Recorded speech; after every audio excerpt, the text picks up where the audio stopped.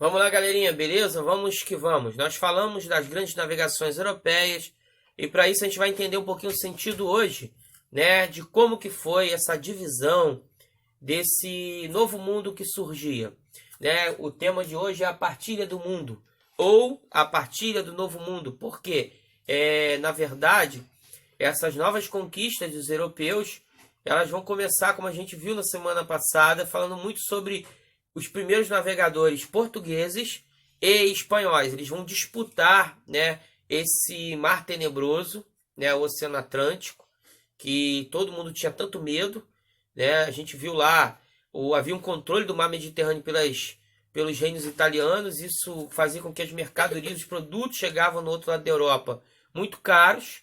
E aí a ideia, principalmente de Portugal, que era um país que dependia principalmente, né, do comércio, tinha uma burguesia mercantilista muito forte, ligada à monarquia.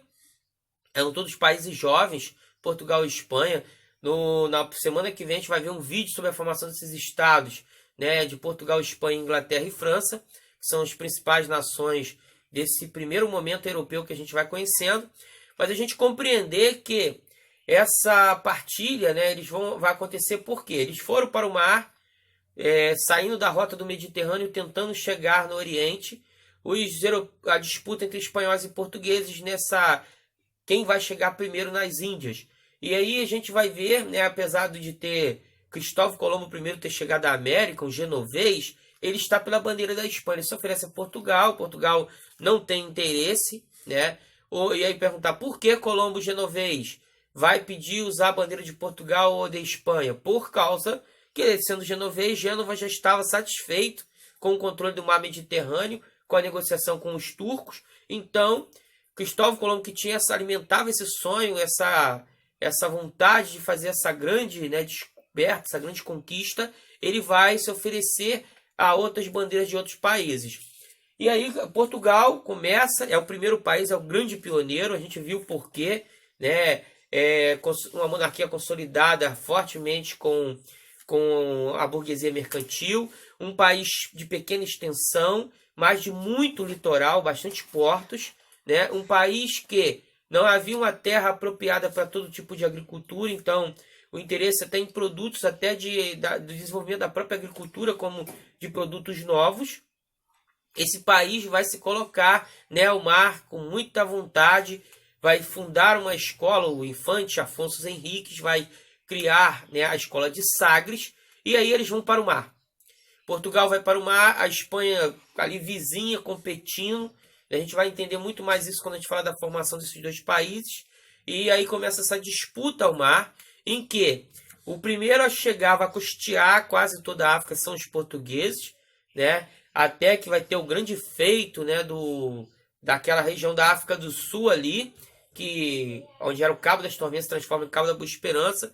E em 1498, Vasco da Gama chega às Índias. Na verdade, o caminho desses era, na verdade...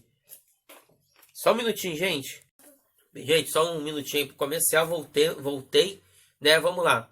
Seguindo isso, a gente entender e compreender que, né, a chegada de Colombo é antes. Em 1492, ele chega lá na América Central, né, naquela região da América Central.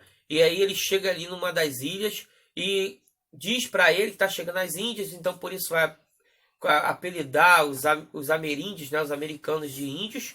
E aí vai ficar, né, depois indígenas. E Colombo, tanto é que ele nem dá nome a esse continente, porque ele acha que chegou às Índias. Depois que vai ter, em homenagem lá, outro navegador que vai vir aqui, né, chamado Américo Vespúcio. Aí vai se chamar América. O Colombo, ele vai vir em outras viagens também.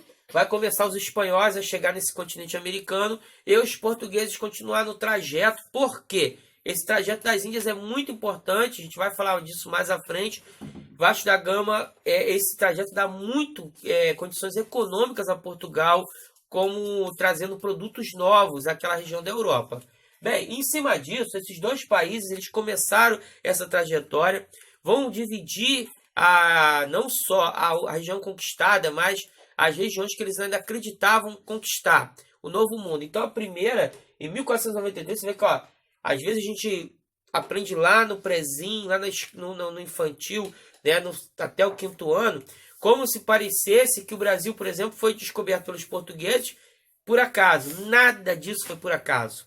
Né? 1492, Colombo chega à América. Em 1493, Espanha e Portugal dividem o mundo.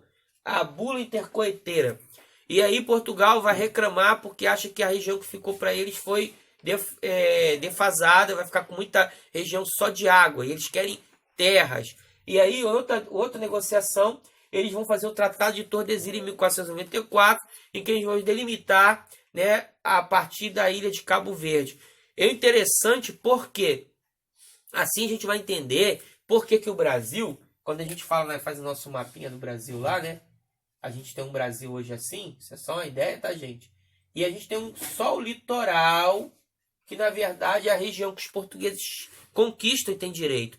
Porque o Tratado de Tordesilhas, ele cortava parte do Brasil. E aí, aquela parte todinha que hoje, né, Goiás, Pará, Amazonas, Mato Grosso, seria na verdade regiões espanholas.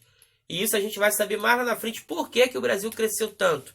Na verdade, o Brasil é só um pedacinho ali, né, que seria só o litoral.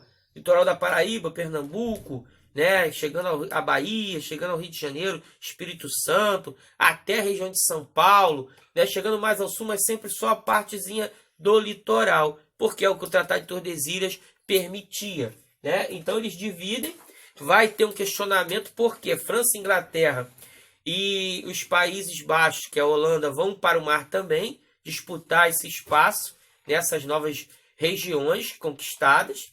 Né? Sempre lembrando que o termo descoberta falado pelo europeu está até correto, porque para os europeus esse continente não existia. Aí eles só acreditavam que existia a Ásia, a África e a Europa.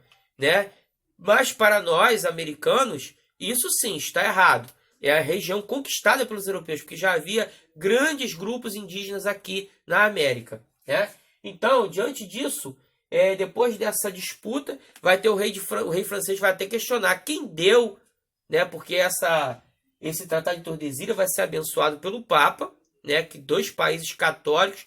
Nós estamos em período que vai ter a reforma protestante, então já há uma disputa na Europa, né? Em cima disso. E aí, a gente vai ver uma coisa interessante.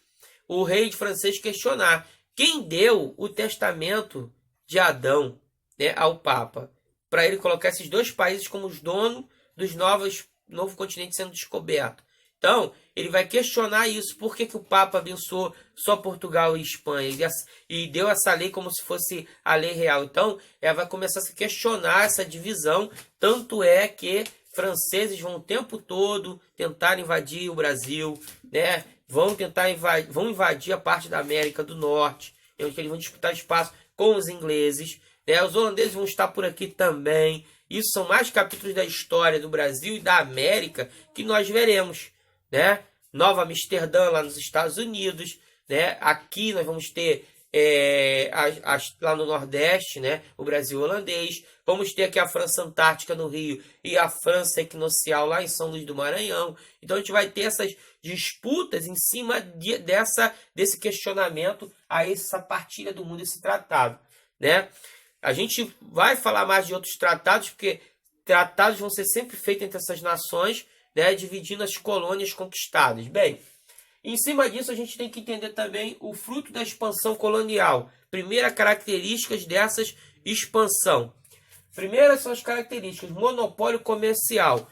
A metrópole, que é o país europeu, é dono da colônia na América. Então ela é dona. Ela decide que produto vai ser produzido ali, o que vai ser feito daquelas terras.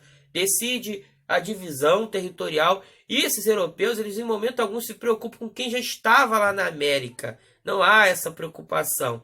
Né? Nossos indígenas, e isso não só falando de Brasil, porque às vezes a gente critica muito o Brasil, que acabou com os índios, mas é só olhar para a história dos Estados Unidos. Né? Quem vê os Simpsons lá brincando, até zoando, como que é a história da Pocahontas, né? E outros desenhos, como o próprio filme da família Addams, né? Que tinha um filme que a menina lá, ela fica zoando como que na verdade os indígenas são mortos, eles são executados pelos europeus. Né? Não há uma história bonitinha de amizade entre indígenas, pequenos acordos, mas na verdade o que vai acontecer é o europeu conquistando essas terras e dividindo essas terras como se fosse dele, né? Complementaridade. Por que complementaridade? Normalmente, essa metrópole, ela produzia na colônia aquilo que não tinha condições de produzir lá na metrópole, né? Por quê? Porque, na verdade, a colônia era um comprimento da metrópole. Ela vivia para atender a metrópole. Vai acontecer, por exemplo, o açúcar no Brasil para Portugal ganhar, porque Portugal só produzia vinhos e azeite, né? Por exemplo, né? Escravismo. No começo, o escravismo indígena, que até em parte da América Espanhola vai funcionar, e até na parte da América do Norte, né?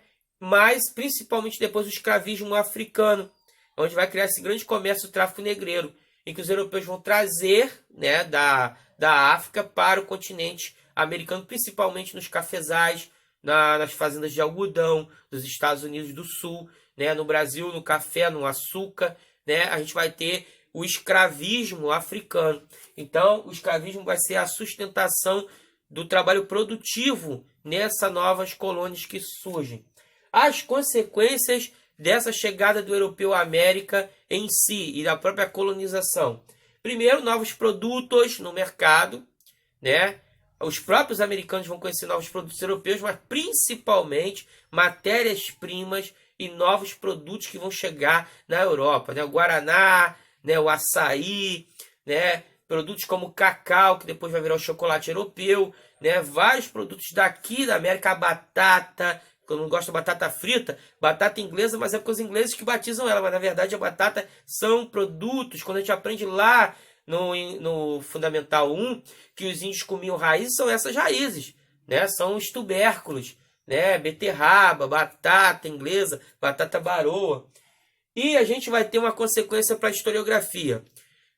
Apesar de fechar a Idade Média, lá na conquista de Constantinopla pelos turcos, né, na virada do século XV, né, mas na verdade, a Idade Moderna ela surge em cima das grandes navegações, as grandes descobertas europeias, porque o mundo se transforma, ele tem total mudanças em cima disso.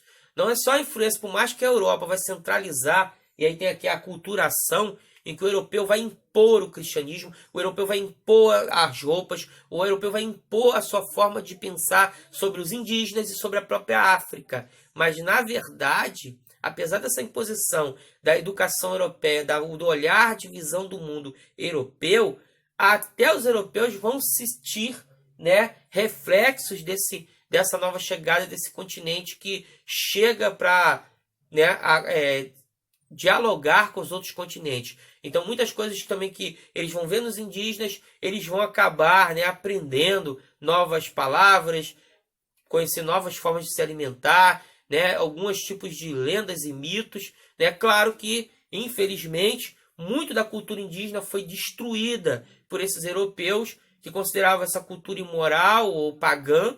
Né? Então, infelizmente, a igreja, principalmente impondo sobre os países europeus, eles vão fazer com que a cultura indígena vai ser destruída, como a cultura africana que chega também vai ser sempre, né, perseguida nesse primeiro momento, nesse primeiro cenário. É a gente entender, né, mas a ideia do encontro de civilizações, né, por mais que as civilizações da América são as que sofrem as consequências da extinção, né, ou pelo menos da quase extinção, né, por mais que ela permaneça algumas coisas entre a gente hoje, mas o europeu ele vai centralizar esse poder em cima da mão dele. Bem, essa é a primeira ideia que a gente tem, né, desse mundo que surge, e a gente vai falar mais dele nas próximas aulas, tá? A gente vai entender no próximo vídeo como que começou essa formação desses países europeus e dessa própria forma econômica que vai funcionar nas colônias, né, em cima do absolutismo e mercantilismo europeu.